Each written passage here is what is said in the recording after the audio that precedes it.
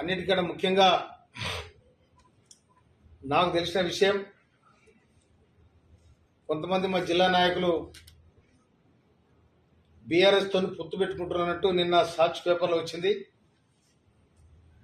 కనుక ఇది మేము తీవ్రంగా ఖండిస్తా ఉన్నాం. రాష్ట్ర ముఖ్యమంత్రి రేవంత్ రెడ్డి గారు బీఆర్ఎస్ పార్టీని బొందబెట్టాలని వాళ్ళు ప్రయత్నం చేస్తే, వీళ్ళేం కాంగ్రెస్ పార్టీని బొందబెట్టాలని మీరు ప్రయత్నం చేస్తున్నట్టు నాకు అనిపిస్తుంది. అందుకోసమనే ఈ అపవిత్రమైన పొత్తును విరమించుకోవాలని నేను డిమాండ్ చేస్తా ఉన్నాను. నేను ముఖ్యంగా గౌరవ బీర్లైల ఎమ్మెల్యే శాసనసభ్యులు, ప్రభుత్వ విప్పు, వారి నియోజకవర్గంలో 130 ఓట్లు ఉంటాయి. దాదాపుగా మెజారిటీ ఓట్లు మీకే ఉన్నాయి, గెలుపు ఓటములు మీ చేతిలో ఉన్నాయి. కనుక దీనికి పూర్తి బాధ్యత ఆలయ నియోజకవర్గం వహించాల్సి వస్తుందని కూడా నేను మనం చేస్తా ఉన్నాను. అదేవిధంగా ఈ డిసిసి అధ్యక్షుడు కానీ, చైర్మన్ కానీ మీకు బంధుత్వం ఉండి ఇళ్ళలో తీసుకుపోయండి, మందు పోయండి, అన్నం పెట్టండి, బిర్యానీ పెట్టండి, నాకు అభ్యంతరం లేదు.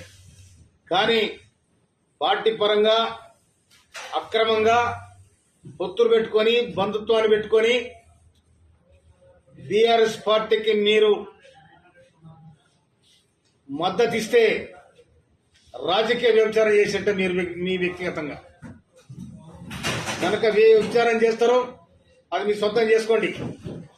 కానీ నా నియోజకవర్గానికి సంబంధించిన వ్యక్తికి, బీఆర్ఎస్ వ్యక్తికి మీరు కాంగ్రెస్ ఓట్లేపించి గెలిపించాలని అనైతికమైన పొత్తు పెట్టుకొని, మీకు ఏ పార్టీ ఆదేశం ఇచ్చింది? మీకు అధికారం ఎక్కడిది? పిసిసి నుంచి ఏమైనా ఆదేశాలు ఉన్నాయా? నువ్వు డిసిసి అధ్యక్షుడు ఉండి చేసే జంగిల్ పని ఇదేనా? ఎవరి మీద కొట్లాడుతున్నాం? ఎవరి మీద కొట్లాడి రాజ్యాధికారానికి వచ్చినాం? ఎవరితో ఫైట్ చేసినాం? బీఆర్ఎస్ బొందబెట్టి రేవంత్ రెడ్డి గారు, రాష్ట్ర ముఖ్యమంత్రి రేవంత్ రెడ్డి గారి నాయకత్వంలో నికారస్గా నల్లగొండలో 11 సీట్లు గెలిచినాం, 2 పార్లమెంటు సీట్లు గెలిచినాం. ఇవాళ జిల్లా మొత్తం కూడా కాంగ్రెస్ పార్టీ ఆధీనంలో ఉంది. కానీ మీరు చేసే పనేటిది? ఈ లుచ్చ పని బంద్ చేయాలని హెచ్చరిస్తా ఉన్నాను. కాంగ్రెస్ పార్టీ బతే మనమందరం బతాం. కాంగ్రెస్ పార్టీకి ముళ్ళు తాకితే మన గుండె మీద ముళ్ళు తాకుతుంది. ఖబర్దారని హెచ్చరిస్తా ఉన్నాం. అదే క్రమంలో విప్పుగా ఉన్న గౌరవ బీర్లైలయ్య గారు మొత్తం చైర్మన్ నీ నియోజకవర్గానికి ఉన్నాడు. డిసిసి అధ్యక్షుడు నీ నియోజకవర్గమే.